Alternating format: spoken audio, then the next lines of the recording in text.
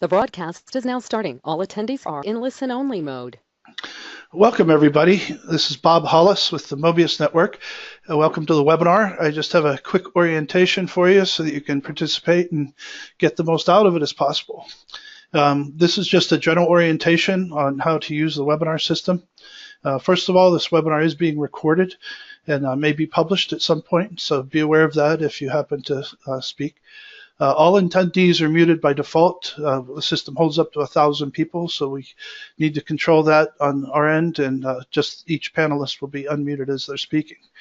If you have a question, which I'm sure many people will, and I hope you will, you're all experts in the field and think a lot about this stuff. So in order to submit a question, just look at your panel, and you'll see a place where you can type the question in here.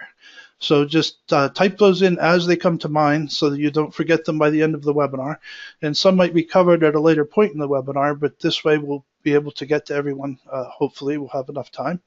And if not, we can follow up with people individually after the webinar. The questions will be captured and recorded so we can get back to people if necessary. If your panel seems to have disappeared, just click the little orange button with the white arrow. That will open and close the panel. If you need to get the attention of a moderator or if there are sound issues or something like that, click to raise your hand, and I'll be here in the background paying attention to those sorts of things and making sure that I can help people as much as possible. If you happen to be unmuted by an organizer to ask a question, you can click this button to mute or unmute yourself at that point, but I don't think we'll be doing that in this session. Any messages from presenters will appear here in this box.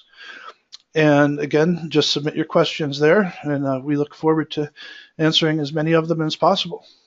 And with that, I will pass it over to our wonderful moderator and a person who put all this together, Maureen Hart. Thank you, Bob. Thank you, Bob. Okay, we'll just go to the next, show my screen. Let's get started. Thank you, Bob, for explaining that to us, and we will move on. Welcome to the webinar, Effective Manufacture and Business Outreach. This is brought to you by the California Association of Recycling Market Development Zones. I'm Maureen Hart, the facilitator, and we'll start with a message from our association's president, Steve Lautzey. Hi, everybody. Thanks for joining us today. Officially, on behalf of the California Association of RMDZs, which are 39 zones around the state, I want to thank everyone for tuning in today to the webinar. When our association surveyed the membership and got almost 3/4 response rate, this topic, effective manufacturer and business outreach, jumped out clearly as something on which the membership wanted more information and skill building. So I'm really looking forward to hearing from today's distinguished and diverse panel. I'm going to hand it quickly back to Maureen to get us rolling with one more thing to add, which is that services like this webinar are sustained by your membership dues in the association. So please join the association if you haven't already for 2017-18, and let us know if you need a fresh invoice for that. Thanks again for joining. Thank you, Steve. Okay.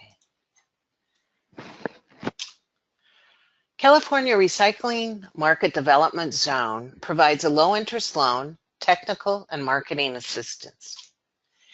The California Recycling Market Development Zones, they can add on to this and offer local assistance with permitting, siting, feedstock, networking, and more.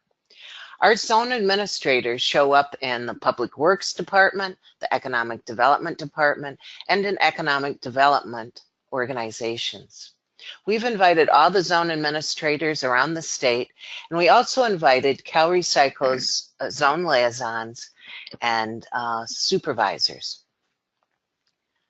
We have 3 speakers with us today representing different experiences and approaches to the questions of how can we work more effectively in our outreach efforts to manufacturers and other businesses. First, we have the Recycling Market Development Zone manufacturer, Ron Greitzer from Reliance, home of the Reliance Carpet Eco Cushion.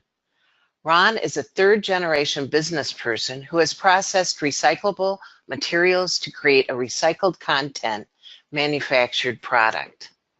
And second, we have Gene Russell from Mannix, a public-private manufacturing assistance group that provides consulting and business advisory services to manufacturers in Northern California, enabling them to improve global competitiveness by significantly increasing their growth, productivity, quality, and profitability. And third, we have David Goldstein, Ventura's zone administrator, who has worked with the Recycling Market Development Zone program since its inception, 1992. That's 25 years. He has assisted with many Recycling Market Development Zone loans, developed long-term relationships with businesses and manufacturers, and has worked closely with the reuse industry. Thank you all for participating today. Each speaker will speak for up to 20 minutes about what is important to know when working with manufacturers. Some of the zone administrators sent us questions ahead of time, and we sent those to the presenters so that they know what some of the zone administrators need and the information they need. When all three speakers have presented, we will ask questions that you've sent in or what the other ZAs have sent in. We ask that your questions be as clear and focused as possible. We will now get started with Ron Greitzer, who will give us the manufacturer's perspective. Welcome, Ron. Thank you, Maureen, and thank you, Steve, for giving me the opportunity to speak today. Can everybody see my screen? Yes. Great. Los Angeles Fiber, Reliance Carpet Cushion. I worked for my dad from 81 to 83. We fought every day, and he helped me start Los Angeles Fiber, which is the recycling division, and Reliance Carpet Cushion is the one that makes the finished product.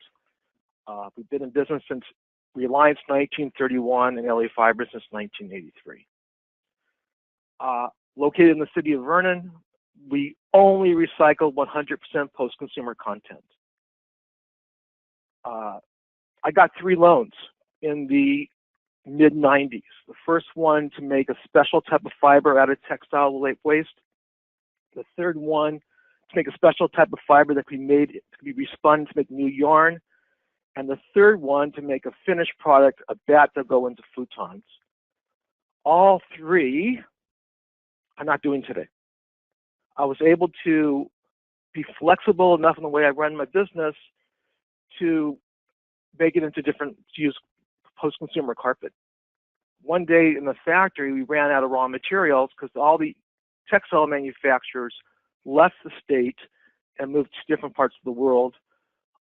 We had to do something different in order to pay off our loans. We had difficult times in the mid-2000s, but I like to say on July 26, 2017, I made my final payment to pay off my last loan for all the, for you guys believing in me and giving me the opportunity to run this business. I made that final payment, including penalties and interest. As you can see, our business changed. I was flexible. We were on textile waste, 50-50 carpet textiles, and now just 100% waste carpet. Being flexible is what an entrepreneur is. You take advantage of opportunities, and you don't sit around when things aren't going well.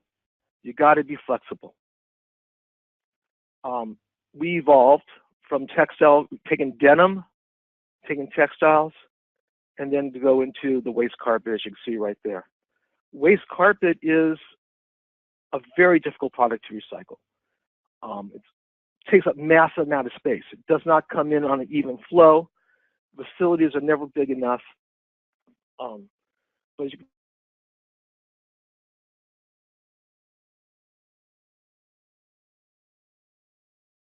beyond carpet cushion. And so we did. I now sell, my number one customer today is a company that supplies Ford Motor Company with the plastic for the engine hoods and the plastic for the lining. That's nylons. I sell people that make plastic decking today, like Trex that you've heard of, but this is, I think, better quality.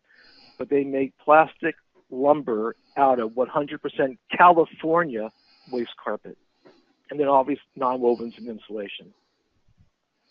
Lessons learned: always run your business as if it's for sale. Therefore, your records are always up to date. If somebody walks in, like your zone administrator walks in, wants to know what your productivity is, you've got that information right there at your fingertips. Never let your books get out of date. Be able to explain your issues in one sentence. Nobody wants to hear you blah, blah, blah, blah, blah, blah, blah, blah about what's going on.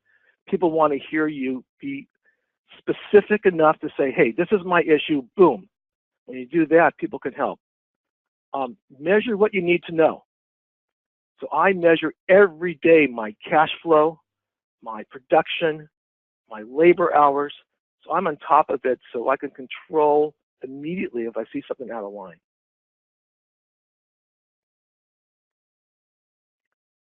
Your RMDZ loan officer could be your greatest asset because he's coming into you with a lot of different tools, a lot of different things to help you, from low interest loans, or helping get permits, or help even find raw material suppliers, or even help you open up some markets. I took advantage of that back in the early 90s and early 2000s, and it's made a big difference in my business today. Tell them the good news, bad news, or no news. In my case, I believe as a manufacturer that RMDZ administrator or loan officer could be my greatest asset in my organization. So I got a list of questions to answer. How did I go back? It went too fast. 1 second. Questions I was asked to answer. What do I need to know from someone who is reaching out to me, and how do they get their foot in the door? As president of 2 companies, I really don't take cold calls. I get them all day long, 4 or 5 a day. But the ones that I'm most impressed with are the ones that immediately, when I say no to that cold call, send me an email directly to my private email or to my corporate email that say, Ron, sorry you missed my call today. This is the things I wanted to talk to you about. Low interest loans, help you with your permits. I only want 30 minutes of your time. Those cold calls now turn into, wow, that's pretty impressive. I got a follow-up email immediately within 30 seconds. I return that phone call almost all the time. So that's what really works for me. My needs change daily. I can't say I'm looking for low interest loans when I'm all done paying off my loans. I might need something else. So I find that with my zone administrator coming out to visit me, they can see more about what I'm doing. And then after 30 minutes of walking through the plant, they have a better idea what my business needs are. So get that foot in the door, be respectful of the business owner's time, and be prepared to talk about multiple things that you have on your plate that you can offer. It's not just one thing, because my needs today are much different than they were 10 years ago or 20 years ago. Who should a zone administrator be talking to? Real estate agents. They're leasing buildings, and they might have a new tenant that's a recycler. That's a perfect partnership. And for these real estate agents to have a zone administrator in their pocket, say, hey, I'm trying to get you this building, and I know someone who represents this area to help you with permitting or business loans. That's one of the better ways. Bankers are giving out loans. City managers. The city manager, Vernon, knows me intimately, and he would know if I was looking for something to call the RMDZ guy. So that's a really good person to know, all these different city managers. Just to learn who are the current recyclers or emerging recyclers in the area. Sites, really tough question. It was a really good question. Looking back, I got my first building in '83, my second building in '95, both leases.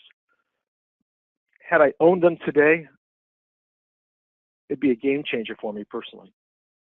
But I went into default on my loans back around 2008 to 2010. Had I owned buildings then, I would have lost them. So I don't always believe buying real estate in a risky business is the best thing to do. It also takes up a lot of your capital. Unless you have really great positive cash flow, it's going to hurt. LA is very expensive today. Unlike any other region in the country, LA markets are incredibly expensive. A building that I used to lease back in 1983 for 15 cents is now going for 60 cents a square foot. I think it's going to be harder and harder for recyclers to find locations in manufacturing areas in like South Central Los Angeles, like where Vernon is. I think recyclers will be moving further and further out where the rents might be cheaper, because whenever you're in the pennies business, you got to find pennies rent. Here's my contact information. I went through this pretty fast. I want to be respectful of my time, but you got that. Anybody has any questions, feel free to contact me. Just say you heard me speak today, and I promise you I'll take that phone call. Thank you very much. Thank you, Ron. We have questions. We'll have plenty of questions for you at the end of our presentation today. Our next speaker is going to be Gene Russell from Mannix. Thank you, Gene.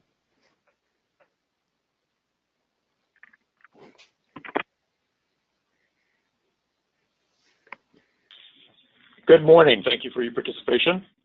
I'm going to speak specifically about approaching and penetrating manufacturers in your area based on our own experience, which is not necessarily focused on the recycling business, but is focused on the manufacturers out there, small, medium, and large. And I'm going to go through the presentation based on the questions that I received from the zone administrators. And the first question that was asked is, how do we get our foot in the door? And it's a classic sort of sales pipeline, if you will. We start out with massive amounts of data to focus on getting just a couple of clients. We actually use D&B, and we use the Salesforce data.com list of potential clients. We actually do use telemarketing.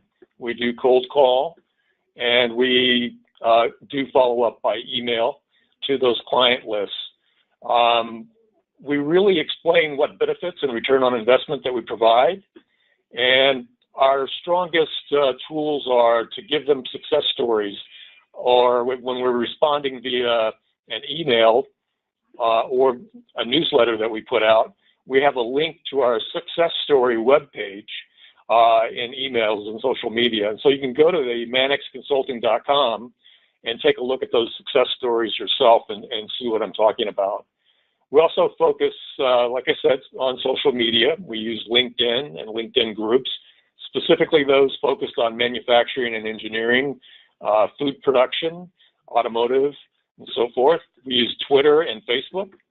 And we really do like to go to special events focused around manufacturing, such as the Business Times Made in the Bay type of an event, where we can meet both bankers and lawyers and service providers who are entrenched in the manufacturing trade, and actual manufacturers who are there in attendance and often are the panelists. We are very active with our website in terms of SEO and AdWords. We're utilizing an ISO campaign right now to capture people who need to upgrade to the new ISO 2015 standards. We use an email capture tool on our website, where if you want to download a white paper that we've written, most recently on food safety, you need to give us your email. Once you give us your email, you're in our newsletter and email campaign. We use a blog as well to drive traffic to the site, giving information on everything from lean training to workforce training to employment training panel funds, which are available from the state of California for training manufacturing employees. And then there's always the introductions that are very, very important. We have a very active board of directors at Mannix, and they themselves are manufacturers in various different industries, and they provide introductions. City managers, as was mentioned in the previous presentation are very, very important. They're very locked into what's happening in their city. We have very strong relationships with cities around the Bay. Economic developers are very active, particularly in manufacturing communities. They know who Mannix is, they like what we do, and we get a lot of introductions from the economic developers out there. And then the state GoBiz, the Department of Economic Development, we work closely with them. We get a lot of introductions, particularly on foreign direct investment in the state of California from various countries that want to invest in California. So how do you present what's in it for me was the next question. And quite frankly, we generally focus on the return on investment. We look for business pain points. Do they have quality issues? Do they need a certification? It might be ISO to satisfy a large customer. Perhaps it's in aerospace. Maybe they need food safety if they're going to be selling Costco, or if they're going to be selling Whole Foods. They're going to need a lot of food safety training, which we like to apply state ETP funds to help them pay for it. And then they might have production issues. They're just not producing enough. They have slow changeover times and all kinds of things going on the factory floor. And they need our help to assess the situation and make recommendations on how they can change. They might have people issues. Other than just finding people in California with the skill set, which is becoming a huge issue, a lot of manufacturers need leadership training for their leads and their first level managers and practical problem solving training. We've been doing a lot of that over the last couple of years. Or they've been given a directive to cut costs to satisfy a large tier 1 account. Maybe they're a Boeing supplier. Ultimately, their product ends up in a Boeing jet, and Boeing is asking for 10% cost cuts across the board from everybody. We look for two kinds of CEOs at the opposite end of the spectrum.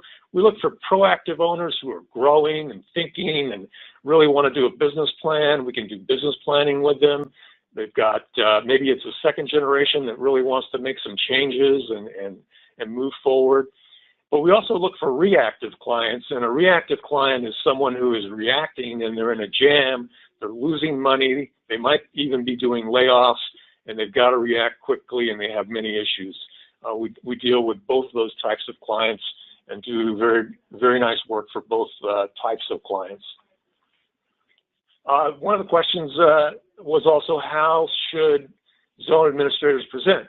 How should the zone administrators present the information so that the business can see that what we are offering is good for their business, saves money, or forward thinking to prepare them for the present and future of their company looking forward? That was a long sentence. My experience is, first of all, please be completely honest and have the highest integrity when you're talking to a business. And show tremendous respect for the owner or CEO who's built the business, no matter what the size is. You have no idea what they've been through, even if they've got 10 people on the floor. It takes a lot to start a business and to be an entrepreneur. Don't ever reach on the facts.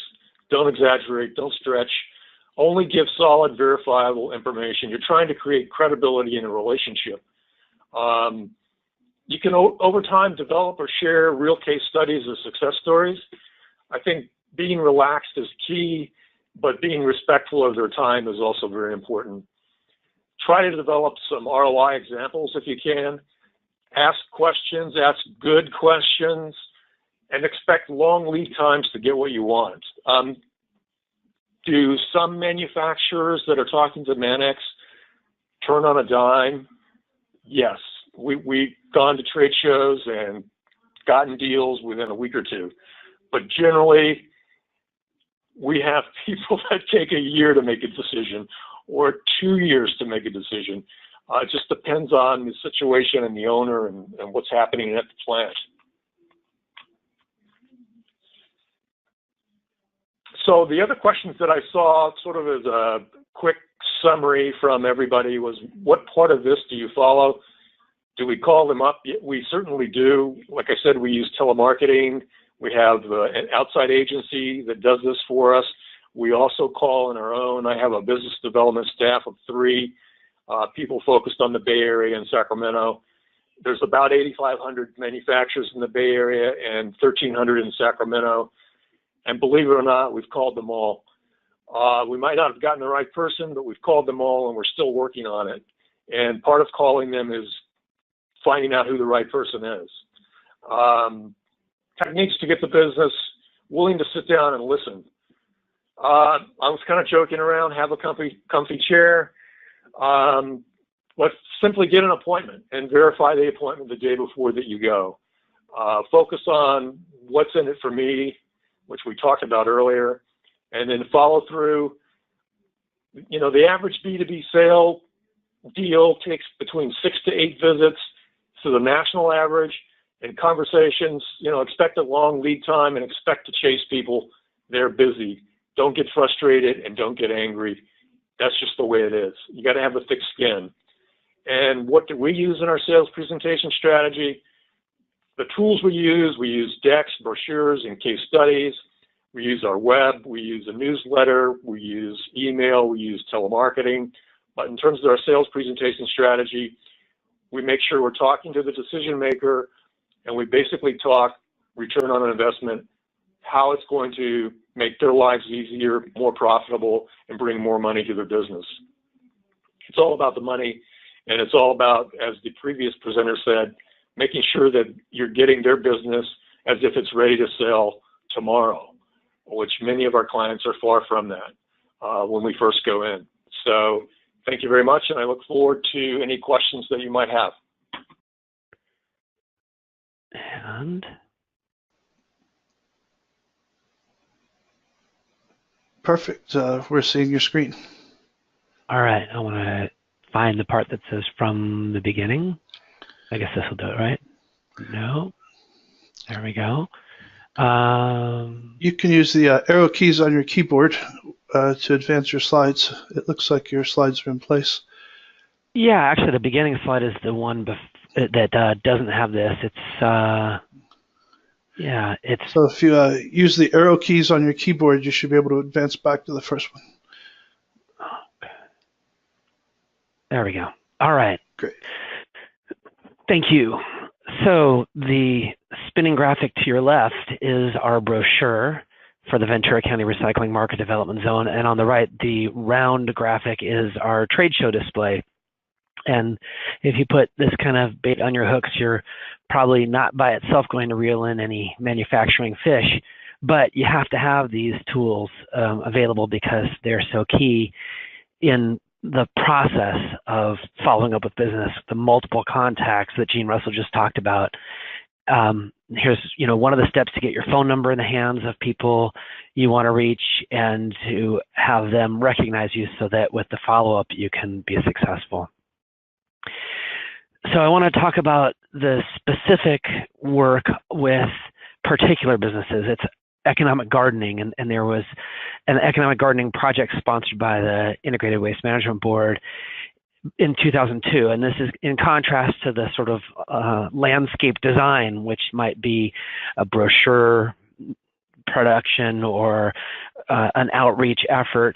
Once you've identified a specific business, you can do the work that is going to be particularly helpful to them. So this project that I'm talking about was in partnership with Cal State University San Bernardino, and the Integrated Waste Management Board sent a notice to all zone administrators saying we can help 3 zones in the state, and you tell us your hottest prospects and the one that has the best gazelles, the ones with the most chance to accelerate rapidly, those are the zones we'll choose to send this economic development team to help their businesses. So it was sort of like a competitive grant, and it was a way of rewarding the zones that brought businesses to the best position to get the help. And the team that came in was professors and graduate students from Cal State University San Bernardino. So the first business that was helped through this in my zone was a company called Shoreline Organics.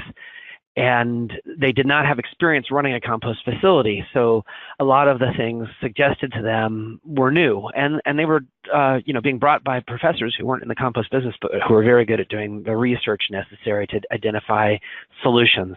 So for example, they used to buy water. They switched to getting wastewater delivered, and that brought down their costs. The area where they were most assisted was in website development.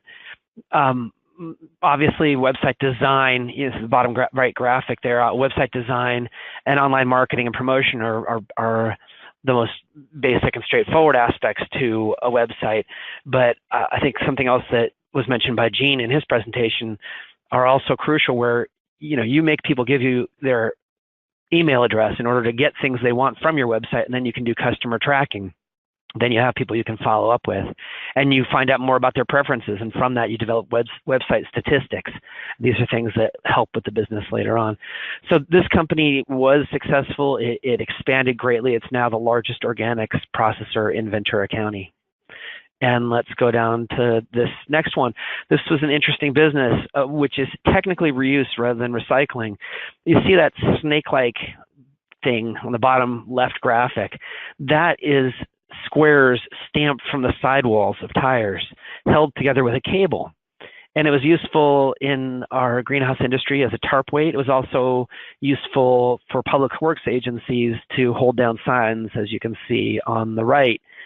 So that group from the Cal State asked me and other recycling coordinators to get our public works agencies on board to try this product.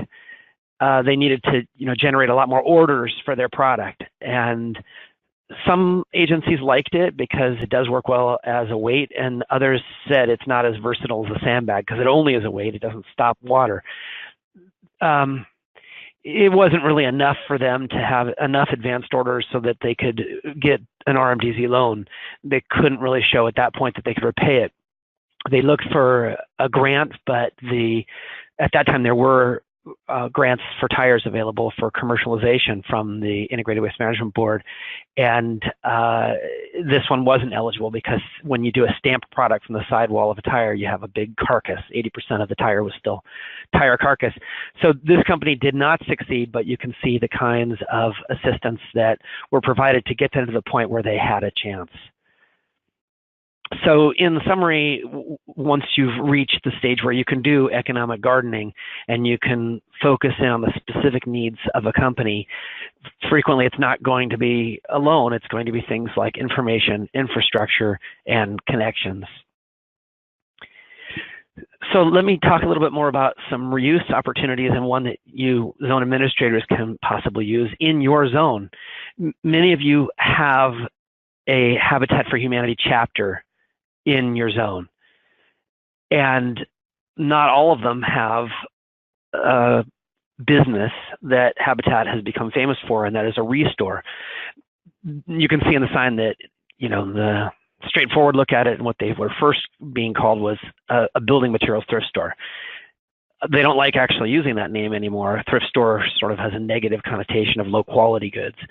So it's now called a discount home improvement store. But here's the approach, and here's how you can help your local Habitat chapter establish a restore to fill a niche that's not filled by current thrift stores. Thrift stores mostly deal with clothing and home decor, and for the sake of diversion and resource conservation, it's really in our interest as zone administrators to promote this business that can do reuse of building materials.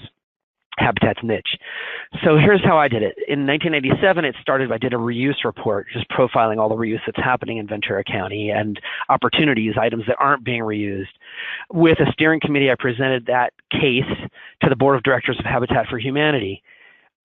It was that same year that they established the first restore in Ventura County. It was very small at the time. It was in a warehouse on the property of an auto repair store. But then they were making so much money, they expanded in the following year. The recycling coordinators of all the cities and we at the county joined in on countywide promotion. We displayed their brochures, we distributed their material, we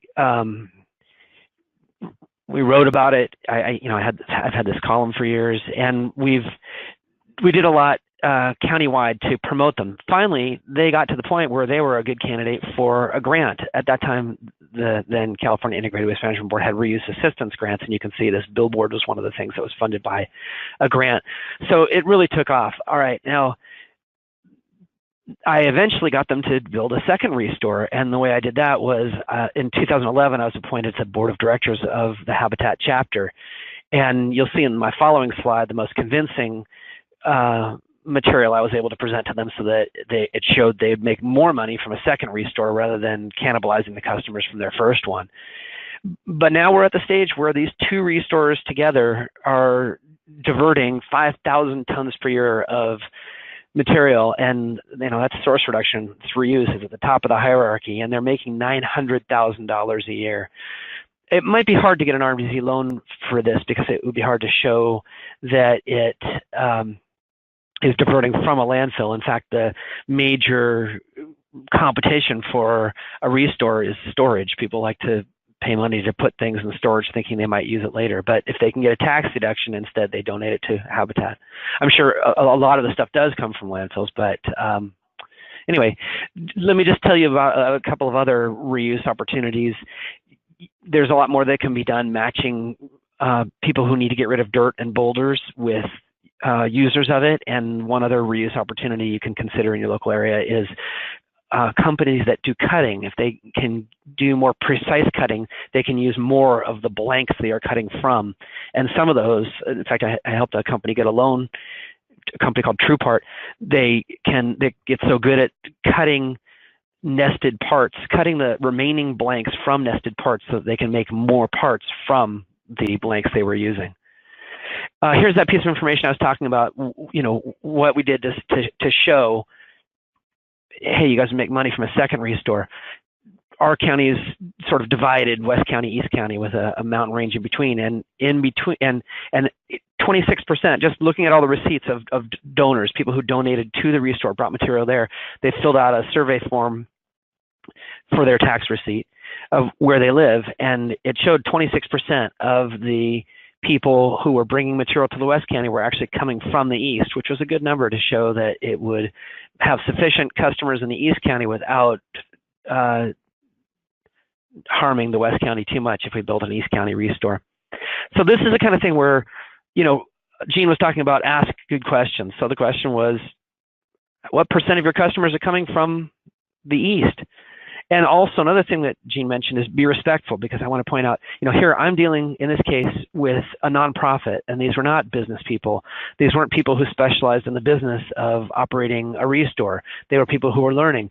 So I could be a lot more influential in this case, and I could come in and say, have you thought about this business? And let's go to a second, and I'm going to get on the board of directors. But you got to be more careful when you're dealing with a business where they have been making profit from the area of expertise they've developed, and you can't as easily tell a business what they should be doing or take the approach of saying, have you thought about using recycled? There's a lot of customers, because also, as Gene mentioned, you need hard data that you can use to show this is not just something you want them to do, this is something that's in their interest. So let me get to the story of the zone administrator and the farmer. And this gets to that issue of asking the right question and giving advice. So there was once a zone administrator who was called by a farmer. And the farmer said, I have a great source reduction product. I think it's going to be eligible for your low interest loan. So come on out to my farm and I'll tell you about it. So the zone administrator drives out to the farm. And as he's driving onto the farm, he sees these, he thinks they're chickens, just racing by his car. Zoom, zoom. You can't really tell. They look like they're chickens. He comes up to the farmhouse and walks in. Farmer invites him in, and they sit down at the kitchen table. And the farmer says, well, here's my source reduction product. I've bred chickens with 4 legs, and these legs are supersized. I can get $3 a pound for drumsticks and thighs. I can only get $1 a pound for all the other chicken parts. A lot of the chicken is wasted. So I've bred these chickens that are mostly thigh and drumstick. It's going to be a great business. And the zone administrator says, well, how do they taste?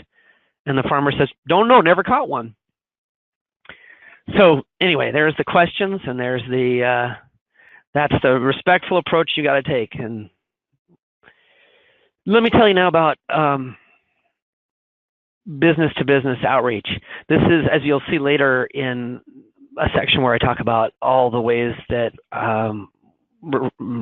businesses have been recruited through the Recycling Market Development Zone. This is a big category that by itself, without combining other categories, is the biggest.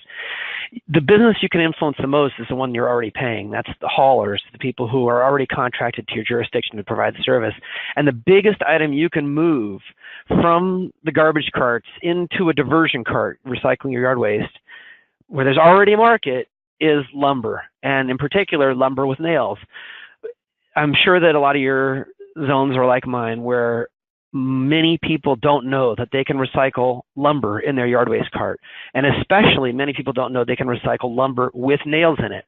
So here's an item that in order to develop a market for it, all you have to do is get it into the right cart. When it is in the garbage cart, it's garbage. When it is in the yard waste cart, it becomes mulch. And now, you know, originally lumber with nails in it might have been a problem, but now just about every, well, I'm sure now every grinder that is sold has powerful magnets on it that can handle it. Lumber with paint is more of an issue. Not every processor can handle that, and a lot of it does go to cogen. So that's a different question, but certainly lumbers with nail in it. And if you just work with your haulers to get the publicity right on that, you can see that one of our haulers, one of our two major haulers are Harrison and Waste Management. So the Harrison brochure and website information just has scrap lumber. It doesn't look painted. It doesn't look like it has nails in it. So, you know, that could be improved. And on the Waste Management side, when they talk about lumber, they just say unpainted and untreated. You know, they don't say nails okay. So this is a piece of information that needs to get out more. And there's a little reminder, wood with nails in it is okay, but not those kind of nails. So let me just show you now one kind of wood I want to point out here is pressure treated wood. There is no market for that. It'd be great if somebody could develop it, if somebody had some kind of a reuse for it. Technically, it's not even supposed to go into a landfill though, so it could be a difficult one. But the pressure treated lumber, you can recognize with the little holes in it or sometimes dyed green. And that one is the one to avoid. So I want to talk about just generating a whole lot of leads at once, and you can end up being overwhelmed with the monstrous size of the waste you'll be dealing with and the time commitment. But we did a survey years ago led by it started with a letter, and it was based on SIC codes. So now, you know, in these days, it would be done with maybe SurveyMonkey and with a, you know, email addresses. But the idea is the same. It went to all manufacturers in identified codes, so a vast email list. And it didn't come from a public agency. It came from the Council on Economic Vitality, which was sort of a super Chamber of Commerce. So that kind of approach gets more people to open it. More businesses are going to open it if it comes from a trusted source. And in that survey, we asked all these manufacturers, are you using recycled material? If not, why not? You know, is it too expensive? Not easily available? Does it require retooling? Is that too expensive? Can the product quality not be maintained? Would customers not accept that? Do you not have the know-how from your personnel to make the switch? Is there no advantage to using recycled material? Would you not be able to meet specs? Do you not know enough about recycled materials? So we got a tremendous number of businesses responding, saying that they were interested in the incentives we were talking about, and here were their barriers. That kind of approach, as I said, can just be a monster to deal with, because then you have so many businesses, you know, polyurethane foam manufacturer who, you know, really don't have a good substitute for them, or, you know, all kinds of businesses where you're going to end up doing a lot of research and a lot of contacts, because you have to follow up with all these people if they've gone to the trouble of applying. And that's not a targeted approach, but it builds up the database so that then you can get to a more tame use. You know, you can get to the economic gardening. You can get productive with the ones that really can use the help. So let me get now to the most effective methods of outreach. this is from my own database. I do use ZERS, of course, but in addition to that, I have all my businesses entered in a way that I can sort them more easily. And one of the fields I have is how I met them, how they first were introduced to the Ventura County Recycling Market Development Zone. And then, that was written in text, so I sorted it according to various categories. So I can normalize the data and then sort it. So then this is the sort, it went alphabetical, so all the ones that are business to business was first. And let me show you how that worked out. Out of all the lead generation from 1992 to 2017, these are the results. And these are actually just businesses that I was able to help, not just businesses that ended up on my database. But you can see business to business is the biggest category. However, there are some categories that could be combined, like from public agency. I have city and county separately. I happen to be an employee of the county, but the county and the cities are paying half my salary, which is what I allocate to the RMDZ. And also, if you combine city, county, and permit, which is also a public agency, then that's by far the biggest category. So it does help to be embedded in a public agency and get those kind of leads. But I'm sure, others could if they coordinate closely with their public agencies. Cold call generated some economic development events. That is, that includes things like where I would have my trade show display. We did get a bunch of references from CalRecycle. The brochure by itself doesn't generate a whole lot. So let me finish with the characteristics of an economic development professional that are most helpful, and this is from a training manual that was presented by Cal State Sacramento. You're going to have to persuade borrowers to submit the documents. You're going to have to do problem solving. You should be enthusiastic, self-starting, aggressively pursue leads. Gene's presentation was very helpful. They're talking about how 7 contacts before you're going to probably get the loan documents begun. And then there's going to be a lot of follow-up to get the loan application complete and answer all the questions that are going to come from CalRecycle staff. You'll need to work on communication skills, making things simple enough to understand, maintain professionalism and relationship building. You need to screen deals and be straightforward about what's going to qualify and what won't. Let them know if they're ineligible. Get that out of the way quickly. Try to get the answer quickly from CalRecycle if it isn't clear to start with, if something is not going to be eligible. And also, as Ron talked about, a key for and entrepreneurs, whether you're being entrepreneurial about economic development or whether a company is being entrepreneurial, is adapt and have a lot of tools available so that you can help them. Thank you. Thank you very much, David. That was a great presentation. All 3 of those presentations were excellent. And now we can get set up for the questions from the audience and from those sent ahead. Bob, can you set up the... Sure, Maureen. It looks like Steve has addressed the questions that came in during the webinar. They were mostly questions about specific things other than things that the presenters would need to answer. So I think we can proceed with the questions that you have. Okay, great. Thank you. Thank you. Just so we all know the answer to that, we will be making the presentation available and we'll send that out to everyone so that they have access to it. Again, our speakers, Ron Greitzer, Gene Russell, and David Goldstein, giving us different perspectives. Gene, could you answer the question of what is ISO 1500? I'm sorry, ISO 2015, I mean. And Maureen, I'm sorry to interrupt. Did you want to have a slide up on your screen? You're currently panelist again. Or would you like me? Yeah. Okay, so you can go ahead and pull up whatever you'd like our audience to see. And then I'm going to go ahead and mute out again.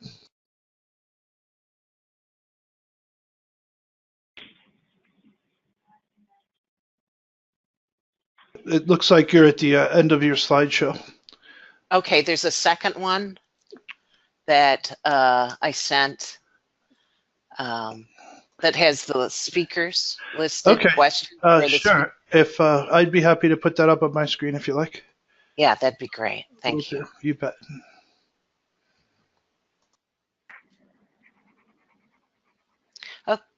Okay, there you go. Let's go back to speakers. Can you, okay, questions for the speakers. Okay, let's go to Gene, and if he could explain ISO 2015, especially what ISO is. So ISO 9001 is the international standard that requires, it's a requirement for quality management systems, or QMS. And what the main purpose of an ISO certification is that you receive a certification that you can then use with your customer base to communicate to them that your company follows the quality management standards that are internationally recognized, and they don't have anything to worry about if you've passed and have been certified in terms of producing a quality product that they can depend on. And there are various ISO certifications. There's one for aerospace that's important that some people require in their supply chain. Specifically, ISO 9001 update 2015 is a new set of requirements that need to be achieved for the people that have current ISO standing. So everybody's rushing to get the new certification, and that's one thing that we're doing a lot of. Okay, many of our businesses are very small, and I know the ISO process is expensive. Could a business say we follow the ISO practices, we just don't have the certification? Is that something you see out there? No, I've never seen anyone make that attempt. Okay. and I wouldn't advise it. In terms of how small is small? Yeah, that's the question. We have a tremendous client in Sacramento that is a aerospace supplier and also supplies Sandia Labs with products that's led by a scientist, 30 employees.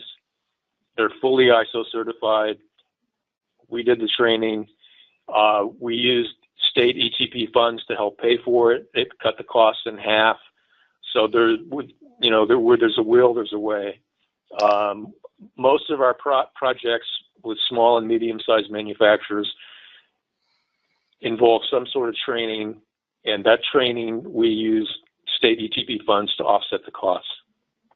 Okay, could you use another example of where you use training to bring the company up to a higher level? Yeah, I think the best example would be food safety. You have quite a food movement in Oakland and Alameda and North Bay. North Bay primarily being organic and quite creative. And they sometimes get the attention of Whole Foods, and they need certification. And certainly Costco has very stringent food safety requirements. And they need to get that. They need to pay for it, and it's an investment that's well worth it. It's turned a number of food entrepreneurs into multimillionaires. So those are really good examples. Thank you, Gene. A lot of our ZAs want to reach out more to the reuse industry. David, what are some of the other things you offer to the reuse industry? I think the ones that I mentioned are the most likely prospects. You know, I really do urge people to contact their Habitat for Humanity chapter, and if they don't have a restore, get them to do it. If they do have a restore, get them to do a second one. That's tremendous. But a no-cost, easy, straightforward, quick way to promote reuse is dirt and rock. And I was really surprised once I got into permitting of construction, demolition, debris projects, that dirt and rock are actually going to landfill. I mean, it's shocking. And, you know, it goes for alternative daily cover, it goes for wet weather pads, but when some people need dirt and rock and other people have it to get rid of, it's sometimes in the same area. There's one case, there's an area of our county called Bell Canyon, which is sort of isolated. but a lot of very nice homes. And the homeowners association there became instrumental in establishing a reuse network. They just kept track of who needs dirt, what areas, what lots are being built, and who's generating it, and the matching there moves a tremendous number of tons. And then dirt with cobbles in it was another item. A major hauler was sending that to landfill because the farm that they were taking dirt to didn't want it. Too many cobbles, too hard to work with. So it went to an RMDZ loan recipient called Santa Paula Materials that had a screen, and the vibrating screen separates out the rock for reuse in landscape applications and the dirt for many more applications. And you facilitate that, or how is that facilitated? Well, yes, through the construction demolition re-permitting process, which now every jurisdiction has to do, we condition projects when they come in. If there any amount of demolition or construction over a certain size or type has to go through a process in a city or county to get permitted. And during that process, that's when you can say, one of the checklist items you can say, are you generating dirt and rock? And if so, you can help them plan for how they're going to divert that, and hopefully divert it as close as possible to the source so that there's not the same transport. Excellent. Thank you. I'm going to turn, Steve Lautzey has some questions to ask the speakers. I'll turn it over to him for the moment. Steve, go ahead. Thanks, Maureen. Since we haven't heard from Ron in Q&A, I was going to ask him, assuming that the governor may sign this carpet recycling bill that sets tougher standards and goals for carpet recycling, as a pioneer in that space, I know sometimes, well, I'll let you answer. Could you just describe what this bill proposes to do in your industry and how it might affect you, your thoughts, if you wish? Thank you, Steve. I was intimately involved with AB 2398, the first in the nation carpet recycling bill. I had nothing to do with 1158, although I'm very close with Heidi, and I congratulated her on doing a tremendous job getting that one through. 1158 is designed to fix the holes in 2398. Have an oversight committee appointed by CalRecycle to make sure that the stewardship organization properly runs the program, uses California's taxpayers' funds appropriately, and gets the desired results. I believe in what we've been doing. I believe that the new stewardship plan, if approved, will make a very big difference. And that's separate from 1158.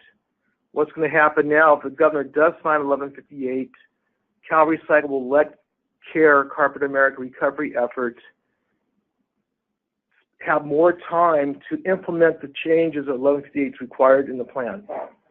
And some of those changes, I said this to the oversight committee, other ones, a specific recycled output goal of 24% by 2020, whereas today all it says is continuous meaningful improvement with goals that really aren't defined. So there'll be specific goals set. That will make a big difference because carpet takes up a lot of space in landfills. So if we get 24% diverted within the next 3 years, that would be a very successful outcome. There's a few other things in it, but overall, I think what it does is it makes the stewardship organization accountable to a third party outside of CalRecycle just saying yay or nay. Great. I mean, a short, go ahead. It makes no difference to my business.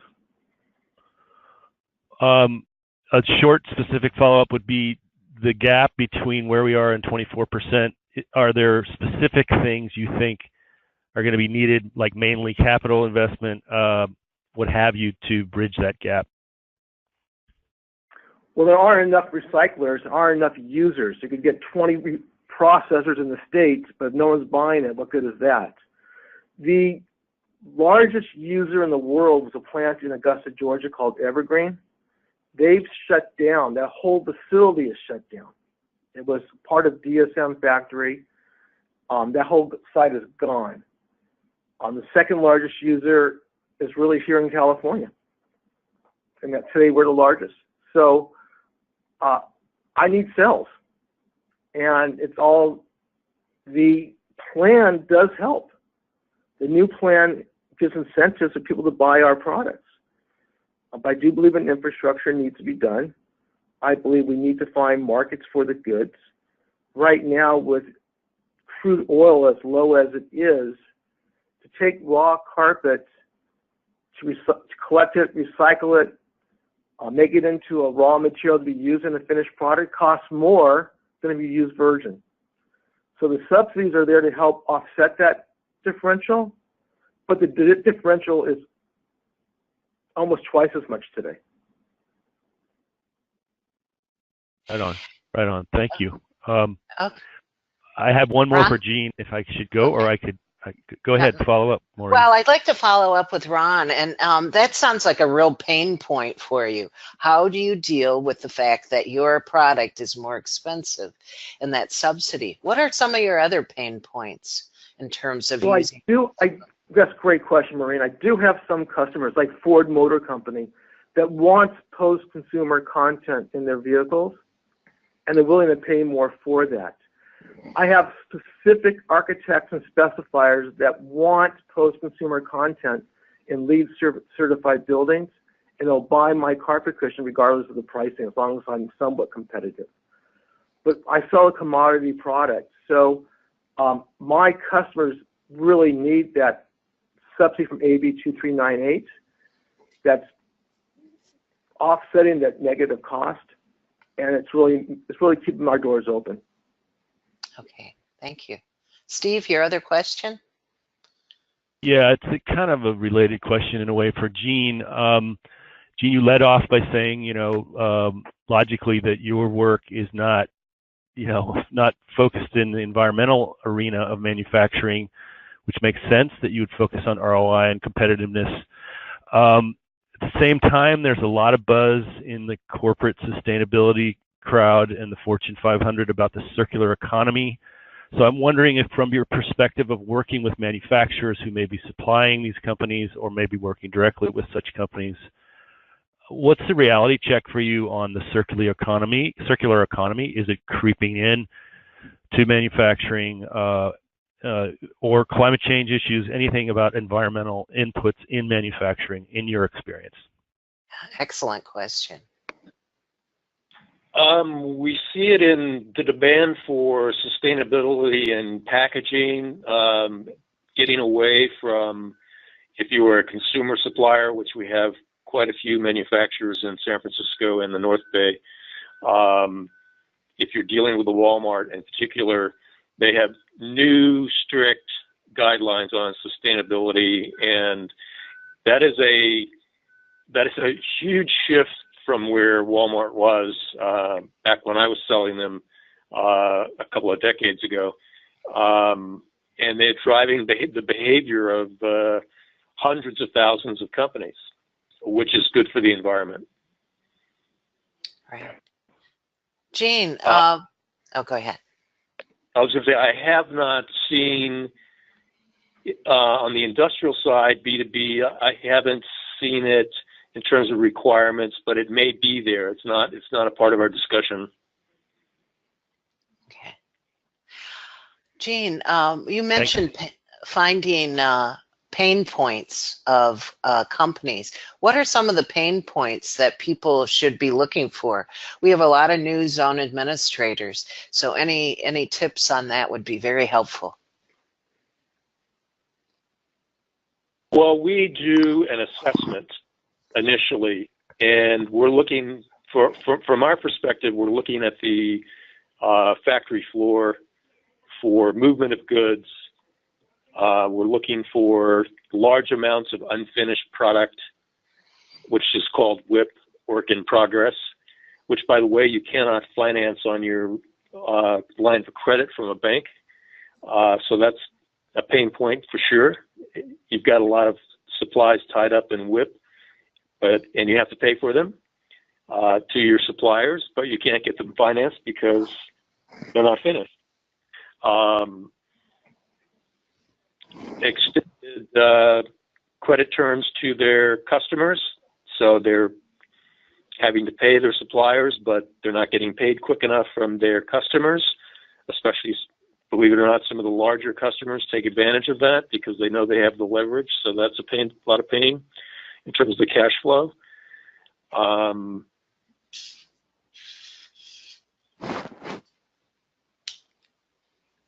Oops. So we're looking for, it just varies by business, and you have to be very astute and kind of walk around the business and look and talk to the owner and talk to the CEO and the VP of production and really understand that they probably all have various levels of pain that they're going through, and you're trying to figure out how you can put together a suite of programs that can help them and that they can afford. Gene, you mentioned lean manufacturing, and a lot about lean is about reducing waste. Mm-hmm. Yes. Is there a lot that you work around source reducing materials that are used in a product? And is that a way in for a zone administrator? I think it would be. I think that's a very good point. Lean is also about time in production and moving production faster.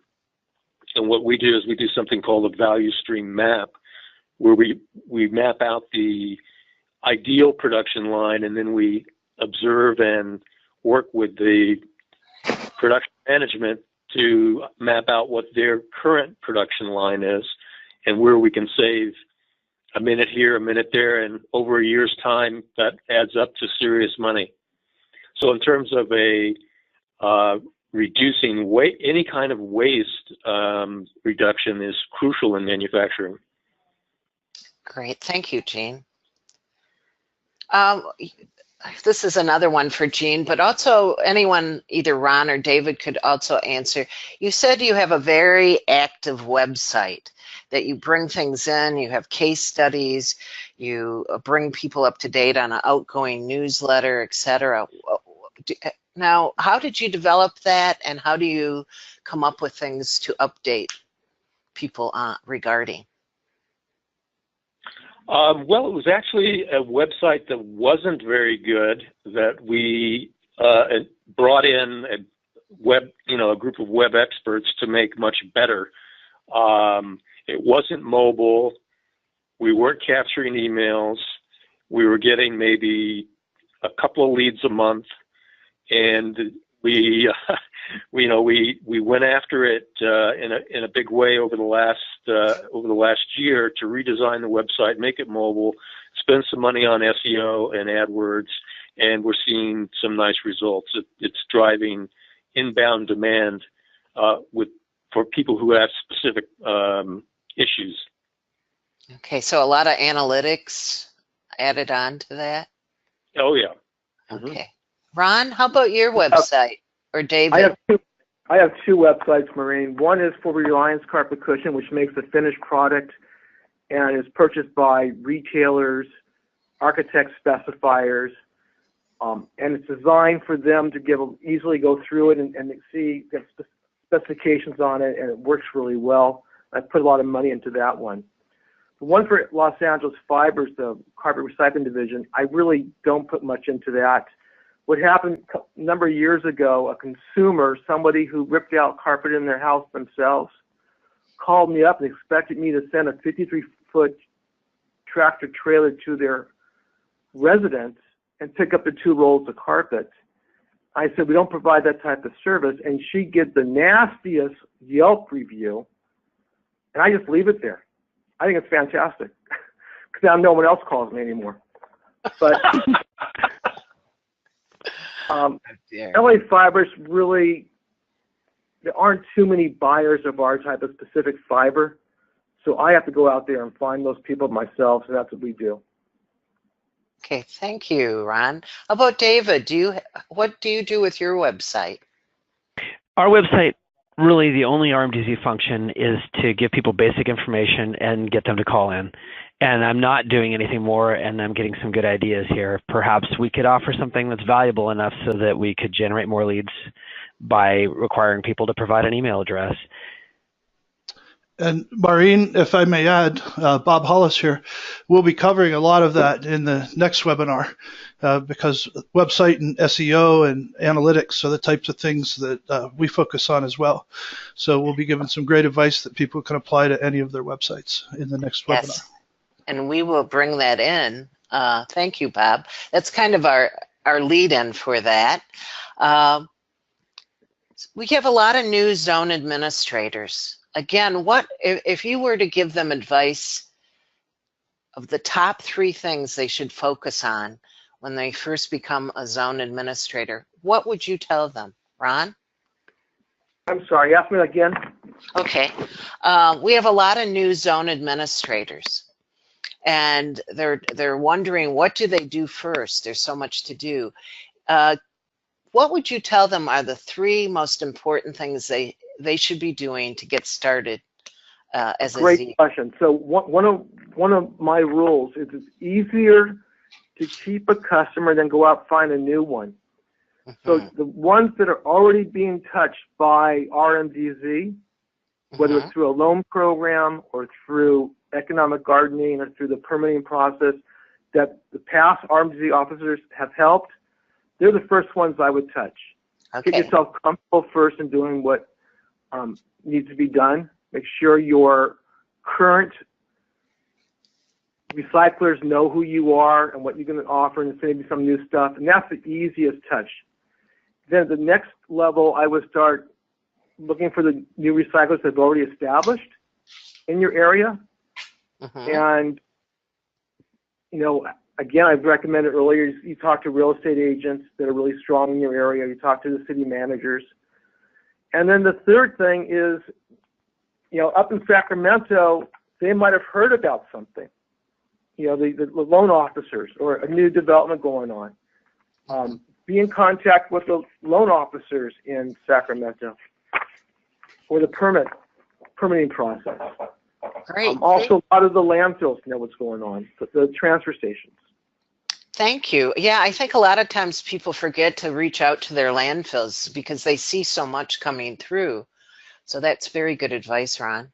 Jean, if you were to talk to a new zone administrator, what would be 3 things you would suggest? I would first need to have a job description on what a zone administrator does. Okay, that's fair. So I'm in a different world here. Right. But in terms of anyone on a new position, of course, I'm a big believer in a 90-day plan and taking a look at the book, the 90-day plan, when you're onboarding to a new role. I think that's very important. It's a good tool. Okay, that's great. Thank you. Published a few years ago. It was published. Okay, thank you very much. That's a good idea. David, you're talking to his new ZA. You're telling them these are the first 3 things I would do if I were you. Number 1, get your elevator pitch. Be able to say what the RMDZ does in 1 sentence. And the sentence I recommend is that the Recycling Market Development Zone provides incentives for companies to make products from discarded material. Okay. Straightforward, easy language. And I don't use the word feedstock. Discarded material. Make products from discarded material. Incentives. Anyway, the second thing I want to emphasize that CA should do is follow up, because so many times businesses have the intention to do what we want, which is use recycled material, and they, you know, it's not going to be one of their major profit centers, and they have customers coming in all the time, and they have other opportunities. And if we want our agenda to be prioritized, it's going to be partly based on the personal relationship you can develop. And in order to do that, you're going to need to follow up in a nice, respectful way, and every once in a while, and it can take years. Also, another thing that that was mentioned that Ron talked about is offering a variety of incentives. He said his business needs change over time. So, you know, I guess we want them to do the loan. That's a great thing for our zones. It's the one thing we can do that no other economic development organization can do is the RMDZ loan. And, that's our specialty. That should be a focus. That should be the focus of our program, because it's directly going to result in what we need.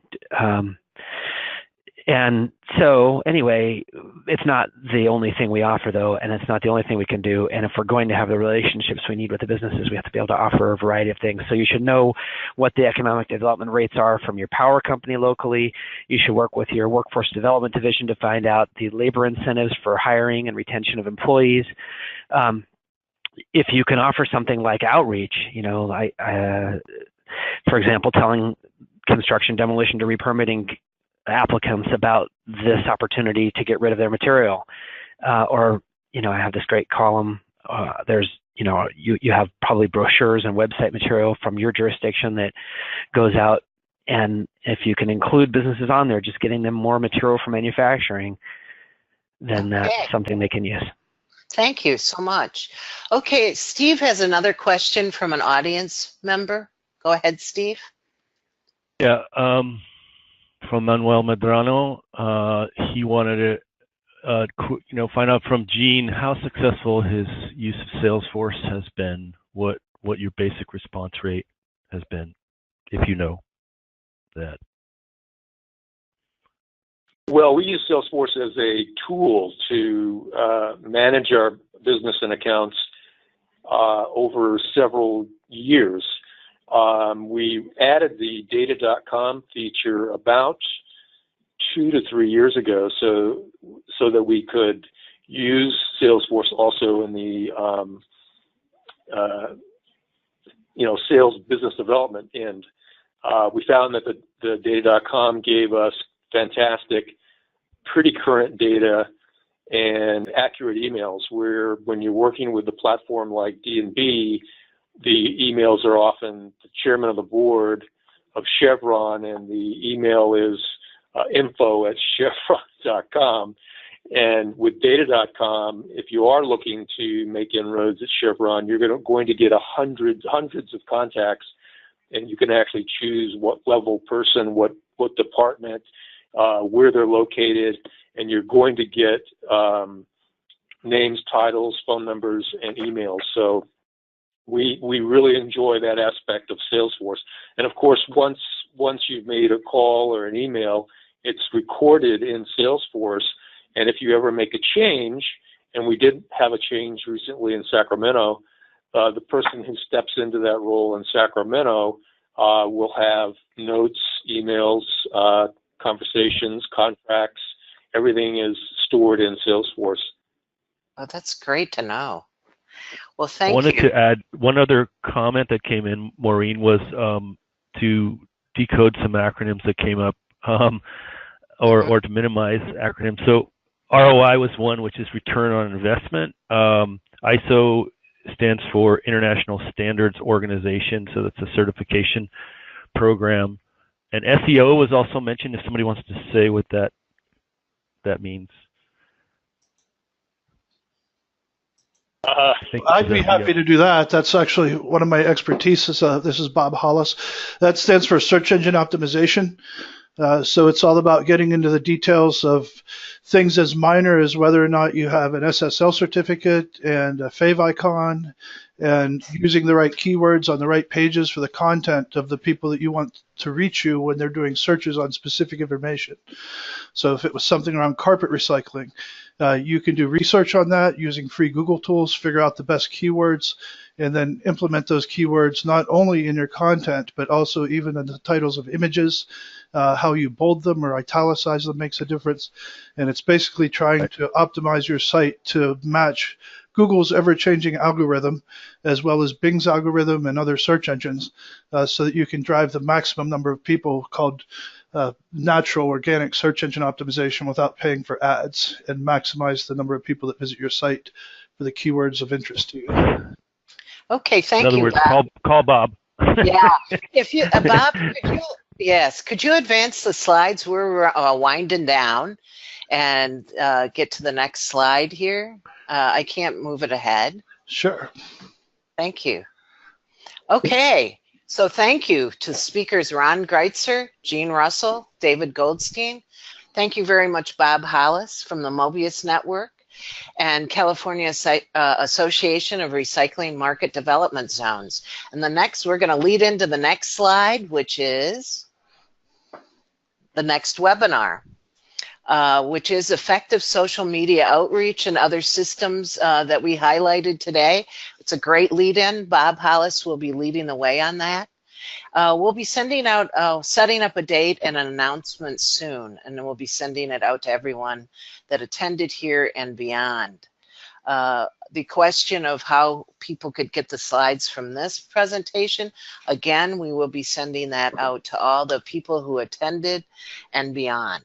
So there were people that contacted us who could not make it to this presentation, and we want to make sure that they have access to this information.